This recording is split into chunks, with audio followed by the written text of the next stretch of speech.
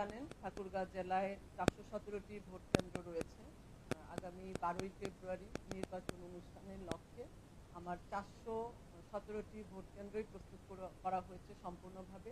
417টি কেন্দ্রে সিসি ক্যামেরার আওতায় থাকবে ভোটের আগের দিন থেকে একদম ভোটের পরের দিন পর্যন্ত। এই 3 দিনের পুরো রেকর্ড আমাদের কাছে থাকবে।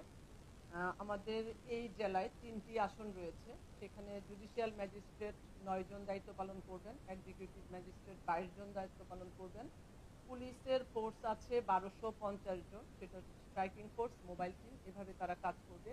এছাড়া প্রতিটি ভোট কেন্দ্রে প্রয়োজন বোধে আমার 2 থেকে 3 জন পুলিশের সদস্য থাকবে, আনসারের 13 জন সদস্য থাকবে, আর্মির 11 প্লাটুন ফোর্স তাদের আমাদের মাঠে আছে, বিজিবির আছে 32 প্লাটুন, আনসারের রয়েছে প্রায় 6000-এরও অধিক সদস্য, সেগুলো স্ট্রাইকিং ফোর্স এবং আমার ভোট কেন্দ্রগুলোতে নিয়োজিত থাকবে।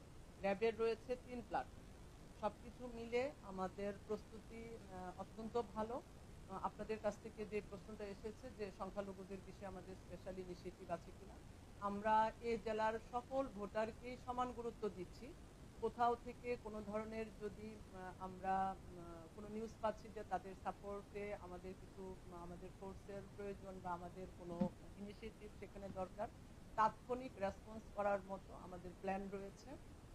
এছাড়া ওভারঅল সকল ভোটারের জন্য নিরাপত্তা ব্যবস্থা সহ আমার ভোট কেন্দ্রের নিরাপত্তা ব্যবস্থা সহ আইন শৃঙ্খলা বাহিনীর যত বাহিনীগুলো আমাদের এই জেলায় ডেপ্লয়েড আছে তাদেরকে নিয়ে প্রতিদিনই আমাদের কোর কমিটির মিটিং হচ্ছে এবং টাইম টু টাইম আমাদের প্ল্যানগুলো কতটা কার্যকরভাবে আমরা ওই দিন আমার এই টিমগুলো কাজ করে সেটার বিভিন্ন ডেমনস্ট্রেশন চলছে।